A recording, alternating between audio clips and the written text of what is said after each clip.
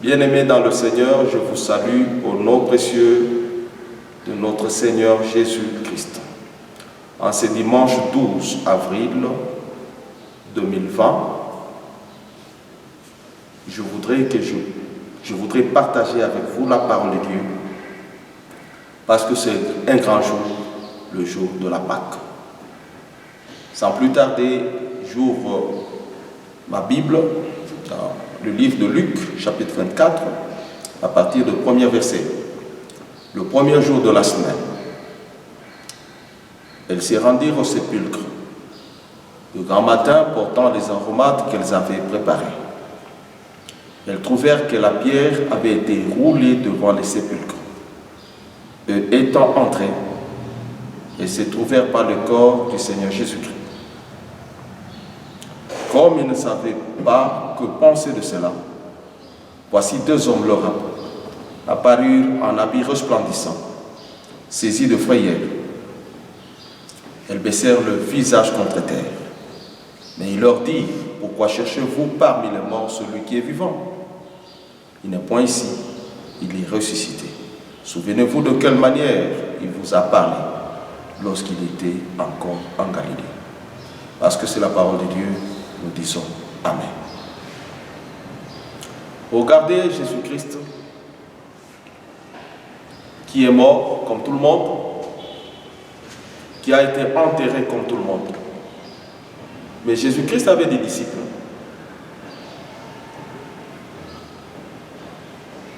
Et ce sont les disciples qui ont déposé le corps de Jésus-Christ dans la tombe.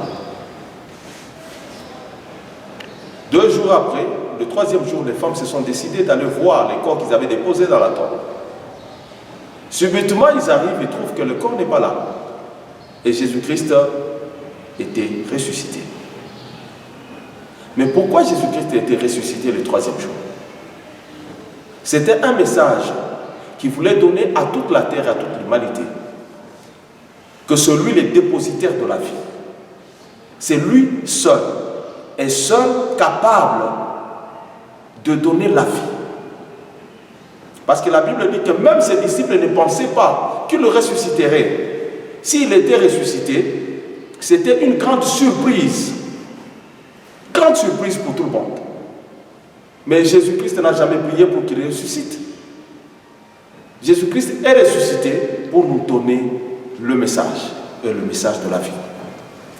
Je voudrais parler à celui qui me suit ce matin, que la résurrection de Jésus-Christ, c'est un message qui t'a donné à toi qui as cru en lui. C'est qu'en toi, même si tu meurs aujourd'hui, en toi il y a la vie.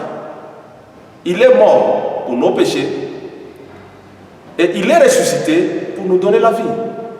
Pour dire que chaque personne qui croit en Jésus-Christ a la vie et la vie sauve. On ne peut plus trouver celui qui a cru en Jésus-Christ dans le péché, parce que le péché c'est le symbole de la tombe. On ne peut plus trouver celui qui a cru en Jésus-Christ dans l'homosexualité. On ne peut plus trouver celui qui a cru en Jésus-Christ dans le péché, dans la sorcellerie, dans la magie. On ne peut plus encore trouver celui qui croit en Jésus-Christ dans des choses que Christ lui-même a refusées, pour lesquelles il est mort. Aussi longtemps que tu marches dans l'homosexualité, aussi longtemps que tu marches dans la pédophilie, aussi longtemps que tu marches dans la sorcellerie, aussi longtemps que tu marches dans le péché, on te trouvera encore dans la tombe. C'est pourquoi je voudrais encore parler à tous ceux-là qui me suivent, de partout où vous êtes. Abandonnons le péché pour que le temps de rafraîchissement vienne de la part du Seigneur. Alléluia.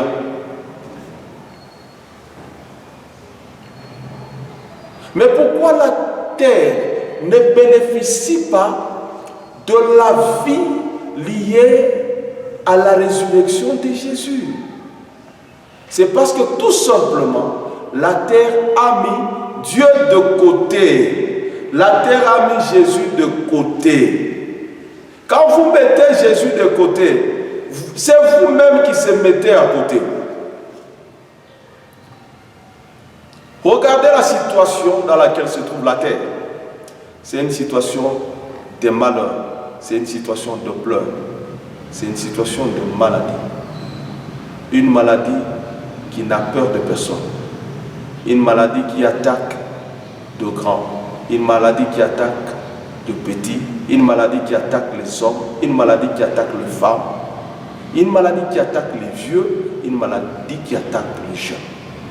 Et devant cette maladie, la terre est impuissante. La terre est impuissante pourquoi? Parce qu'elle est dans le péché. Amen. Il y a une situation pareille dans la Bible. Nous prenons 2 Samuel. 2 Samuel, chapitre 24, verset 13. La situation de la maladie comme celle du coronavirus. Cette situation s'est passée aussi sur la même terre. Les épidémies n'ont pas commencé aujourd'hui. Même dans la Bible, il y a des épidémies. Mais les épidémies ont trouvé leur origine dans les péchés des hommes sur la terre. 2 Samuel, chapitre 24, verset 13. Gad alla vers David, lui fit connaître les choses en disant: veux-tu 7 années de famine dans ton pays, ou bien 3 mois de fuite devant les ennemis qui te poursuivront, ou bien 3 jours de peste dans ton pays? Et maintenant, choisis. Vois ce que je dois répondre à celui qui m'a envoyé. David répondit à Gad: je suis dans une grande angoisse. Oh, tombons entre les mains de l'Éternel, car ses compassions sont immenses, et que je ne tombe pas entre les mains des hommes. Verset 15. L'Éternel envoya la peste en Israël depuis le matin jusqu'au temps fixé. De Dan à Beersheba, il mourut 70 000 hommes parmi le peuple. Comme l'ange étendit la main sur Jérusalem pour la détruire, l'Éternel s'est répandit de ce mal. Il dit à l'ange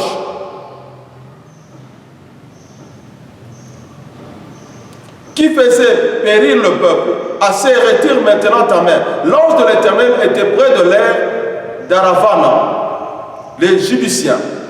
David voyant l'ange qui frappait parmi le peuple, dit à l'Éternel: voici, j'ai péché. C'est moi qui suis coupable. Mais ces brebis qu'ont-ils fait? Que ta main soit donc sur moi et sur la maison de mon père. En Israël, il y a eu aussi une situation de maladie, de peste, d'épidémie, comme la situation que nous voyons aujourd'hui. En Israël, on a parlé de la peste. Mais aujourd'hui, sur la terre tout entière, on parle de coronavirus. Quand David a vu comment est-ce que les gens mouraient, la Bible parle de 70 000 hommes. Et quand on parle de 70 000 hommes, on ne tient pas compte des femmes, on ne tient pas compte des enfants.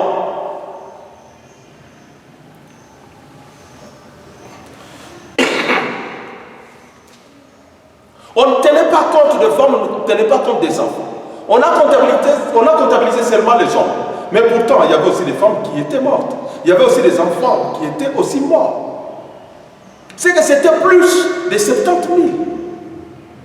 Mais quand David a vu comment est-ce que le nombre de cadavres s'est multiplié, qu'est-ce que David a pris comme position?